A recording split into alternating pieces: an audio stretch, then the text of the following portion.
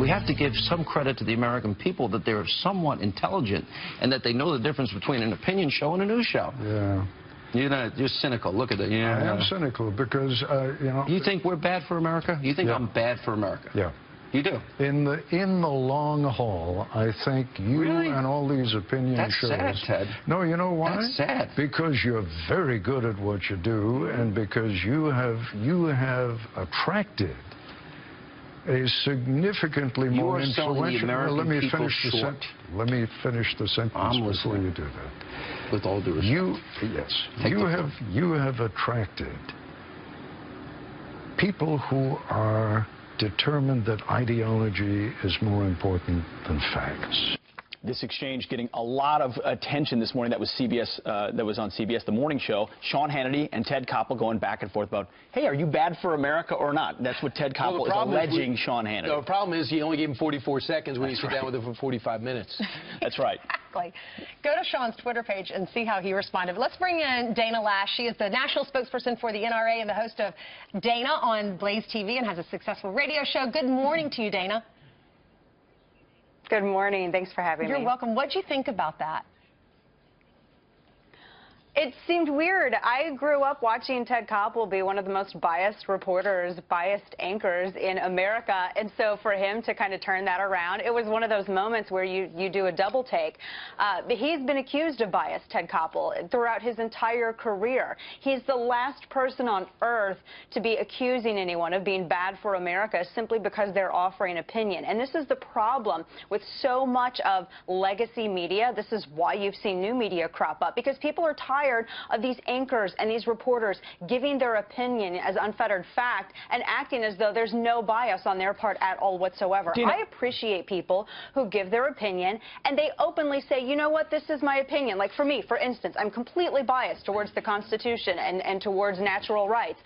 Obviously, everything that I talk about is going to be through that perspective. That's the difference between people like me and people like Ted Koppel, is that we're honest, whereas they are not. Is he just utterly and completely unaware? I mean, is he just no self-awareness that he himself would also have a bias?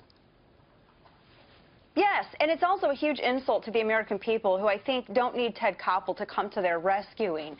We don't need Ted Koppel to save us. We're smart enough to figure out what is propaganda and what is not. And for someone like Ted Koppel to act as like the ombudsman now, it seems, considering everything that he's done to contribute to this problem, that's the height of hypocrisy. No. But his view is, I like the way things used to be, where the New York Times is it, and then we could debate about the New York Times being the standard. They actually reached out to the New York Times to straighten out America. But in the big picture, you know what? I love the topic, though, and I think it's 100% true, Dana. Do you find the fact that in that piece they expose that Democrats and Republicans don't even want to hear the other person's argument about a lot of times, and that is showing a divide, a lack of listening? Do you buy the premise of the piece?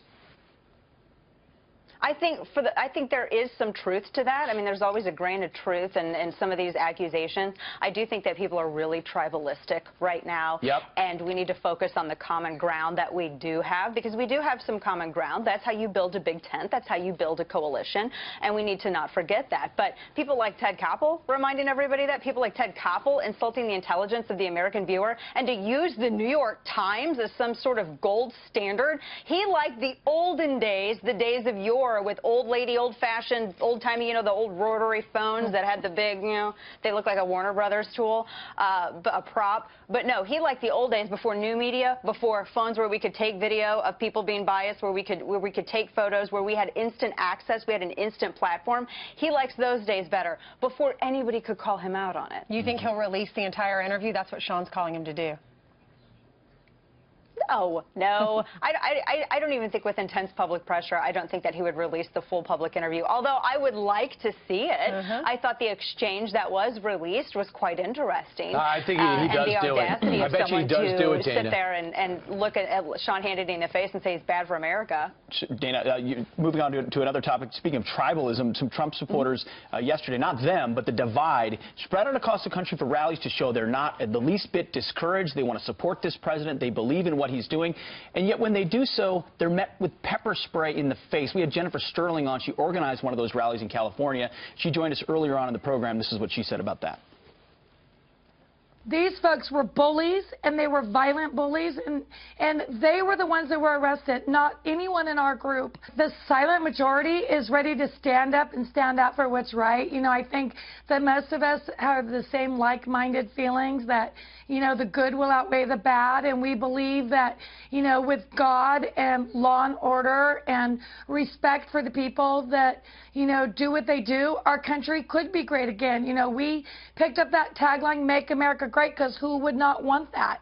Everybody could benefit from everyone uniting. Those are pictures of peaceful protesters supporting President Trump being met with pepper spray in the face from thugs. You want to talk about a divide and visceral hate. That's what it looks like. Mm-hmm. The violence is the language of the left, and it always has been. Let's go back to even pre-2009, 2008. During the election, there was intimidation at voter polls. We saw intimidation all throughout the general election campaign. Look at the grassroots movement. I've organized many a protest, and out of all of the accusations that the Tea Party had and that grassroots voters had, I'll tell you that there was nothing to prove. We had no arrest for assault, no arrest for battery. And Trump supporters, they just want to go out and support their president. But the left is so intimidated, they're so intimidated about a differing point of view that they have to shut them down with violence. That's a fight they don't want to pick, and it's a fight they shouldn't pick, and they should have some class and realize that everyone has the right to free speech and freedom of assembly, and let people protest. What are they going to lose from it? Right. I also believe there's an undercurrent on the left of these anarchists that actually other people are just protesting. There's others who just wear the stocking masks and just want to create havoc in the country. And sadly, a lot of them represent the next generation. But Dana, real quick, who's the winners and who's the losers? From Chicago. Yeah. Who's the winners? Who's the losers in this healthcare debacle? I think, honestly, I have to say, speaking as someone who did not like this health care bill, and I didn't protest along with millions of other Americans only to get Obamacare 2.0, I think for now, and this is tentative, I think that the American people have won. I think we need Jim Jordan's 2015 bill. Let's do a clean repeal that has a 2-year grace period so that we can put a market-based plan right there and take over Obamacare, because the way it is right now, this compromise still funded Planned Parenthood. It was a 1-year bait and switch. Thomas Massey was completely accurate in noting that. It was a 1-year bait and switch. We were still going to fund Planned Parenthood. The structure, the regulatory structure was still in place. The penalty was still in place. The subsidies were still in place. It was like Paul Ryan rearranging the deck chairs on the Titanic and telling America that the hole's been fixed. This was not a repeal. It was a fix. That's not what we protested for. But it was a $1 trillion tax cut that would have helped push forward the tax revamp that was coming down the pike.